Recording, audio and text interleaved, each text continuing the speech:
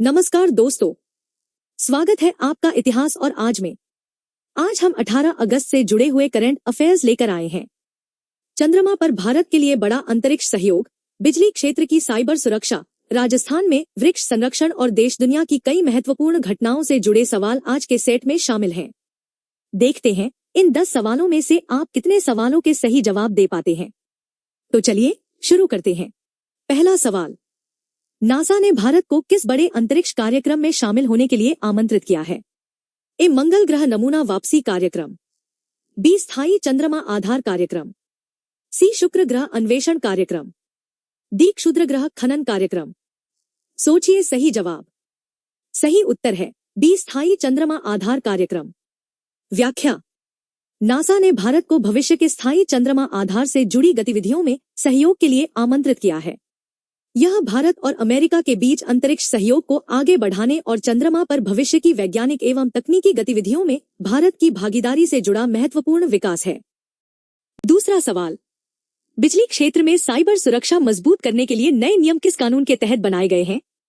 ए. सूचना प्रौद्योगिकी अधिनियम 2000, बी. विद्युत अधिनियम 2003, सी. डिजिटल व्यक्तिगत डेटा संरक्षण अधिनियम, डी. राष्ट्रीय सुरक्षा अधिनियम। सोचिए सही जवाब। सही उत्तर है बी. विद्युत अधिनियम 2003।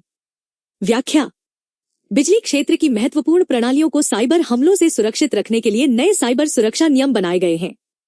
इनमें साइबर घटनाओं की रिपोर्टिंग, महत्वपूर्ण सूचना प्रणालियों की सुरक्षा और संवेदनशील आंकड़ों की सुरक्षा जैसे प्रावधान शामिल हैं। तीसरा सवाल, राजस्थान वृक्ष संरक्षण विधेयक के तहत कितनी विशेष वृक्ष प्रजातियों को संरक्षण देने का प्रस्ताव है? ए. 19, बी. 25, सी. 29, डी. 35। सोचिए सही जवाब। सही उत्तर है सी. 29। व्याख्या, राजस्थान वृक्ष संरक्षण विधेयक में गैर वन भूमि पर 29 विशेष वृक्ष प्रजातियों को संरक्षण देने का प्रावधान किया गया है। इनमें खेजड़ी, रोहिड़ा, बरगद, पीपल और महुआ जैसे महत्वपूर्ण पेड़ शामिल हैं। इन पेड़ों को काटने के लिए निर्धारित प्रक्रिया के तहत अनुमति लेना आवश्यक होगा। चौथा सवाल, भारत की पहली स्वदेशी व्यावसायिक पृथ्वी अवलोकन उपग्रह श्रृंखला का मुख्य उपयोग किस क्षेत्र में होगा? ए. पृथ्वी और पर्यावरण की निगरानी, बी. केवल मोबाइल संचार, सी. केवल नेविगेशन, डी. केवल अंतरिक्ष पर्यटन। सोचिए सही जवाब। सही उत्तर है ए. पृथ्वी और पर्यावरण की निगरानी। व्याख्या, व्यावसायिक पृथ्वी अवलोकन उपग्रहों से पृथ्वी की सतह, प्राकृतिक संसाधनों और पर्यावरण से जुड़ी जानकारी प्राप्त की जा सकेगी। निजी क्षेत्र की भागीदारी से विकसित यह पहल भारत के तेजी से बढ़ते अंतरिक्ष उद्योग और पृथ्वी अवलोकन क्षमता को मजबूत करती है। पांचवा सवाल, भारत ने संयुक्त राष्ट्र मरुस्थलीकरण रोकथाम सम्मेलन में किस विषय पर विशेष मार्गदर्शिका जारी की? ए. समुद्री पारिस्थितिकी तंत्र, बी. घास भूमि और अन्य खुले प्राकृतिक पारिस्थितिकी तंत्र, सी. हिमनद संरक्षण, डी. शहरी वन। सोचिए सही जवाब। सही उत्तर है बी. घास भूमि और अन्य खुले प्राकृतिक पारिस्थितिकी तंत्र। व्याख्या, भारत ने घास भूमि और अन्य खुले प्राकृतिक पारिस्थितिकी तंत्रों के संरक्षण और बेहतर प्रबंधन के लिए विशेष मार्गदर्शिका जारी की। इन क्षेत्रों का जैव विविधता, पशुपालन और पारिस्थितिक संतुलन में महत्वपूर्ण योगदान है। 5 सवाल पूरे हो चुके हैं। अपना स्कोर कमेंट में जरूर बताइए। अब बढ़ते हैं अगले सवाल की तरफ। छठा सवाल, भारत की BHEL और नॉर्वे की हाईस्टार कंपनी के बीच सहयोग किस तकनीक से जुड़ा है?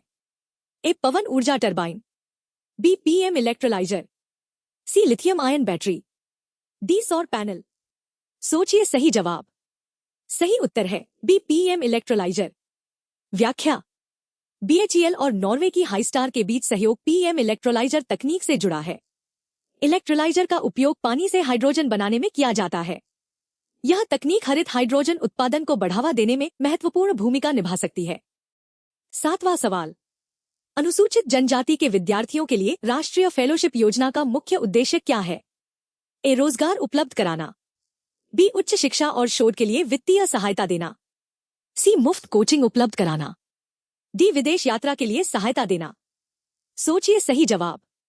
सही उत्तर है बी. उच्च शिक्षा और शोध के लिए वित्तीय सहायता देना। व्याख्या, राष्ट्रीय फेलोशिप योजना का उद्देश्य अनुसूचित जनजाति के विद्यार्थियों को उच्च शिक्षा और शोध के लिए आर्थिक सहायता देना है, ताकि वे आगे की पढ़ाई और अनुसंधान जारी रख सकें। 8वां सवाल, रिफॉर्म उत्सव अभियान का मुख्य उद्देश्य क्या है? ए. केवल सरकारी कर्मचारियों को प्रशिक्षण देना। बी. नागरिकों के सुझावों को प्रशासनिक सुधारों में बदलना। सी. नई सरकारी नौकरियों की घोषणा करना। डी. राज्यों के लिए नई कर व्यवस्था लागू करना। सोचिए सही जवाब। सही उत्तर है बी. नागरिकों के सुझावों को प्रशासनिक सुधारों में बदलना। व्याख्या।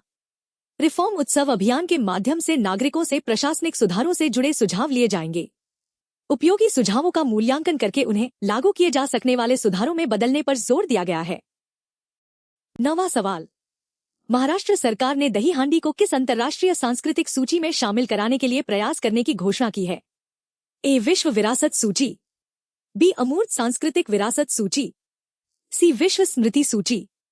डी. वैश्विक जैव विविधता सूची। सोचिए सही जवाब। सही उत्तर है बी. अमूर्त सांस्कृतिक विरासत सूची। व्याख्या। महाराष्ट्र सरकार दही हांडी की पारंपरिक सांस्कृतिक पहचान को अंतर्राष्ट्रीय स्तर पर मान्यता दिलाने के लिए यूनेस्को की अमूर्त सांस्कृतिक विरासत सूची में शामिल कराने का प्रयास कर रही है। दही हांडी महाराष्ट्र की प्रसिद्ध पारंपरिक उत्सव संस्कृति का हिस्सा है। 10वां और आखिरी सवाल। मुंबई में बचाए गए लगभग 100 किलोग्राम वजन के समुद्री कछुए की पहचान किस प्रजाति के रूप में हुई? A. Green sea turtle. B. Loggerhead sea turtle. C. Hawksbill sea turtle. D. Leatherback sea turtle. सोचिए सही जवाब। सही उत्तर है बी. Loggerhead sea turtle. व्याख्या।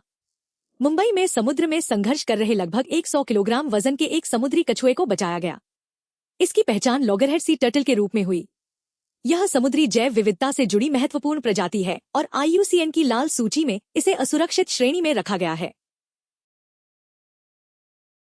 आज के 10 सवाल यहीं पूरे होते हैं। आपका स्कोर 10 में से कितना रहा, हमें कमेंट में जरूर बताइए। वीडियो पसंद आया हो तो लाइक करें और चैनल इतिहास और आज को सब्सक्राइब करना न भूलें। सड़क सुरक्षा, जीवन रक्षा। जय हिंद।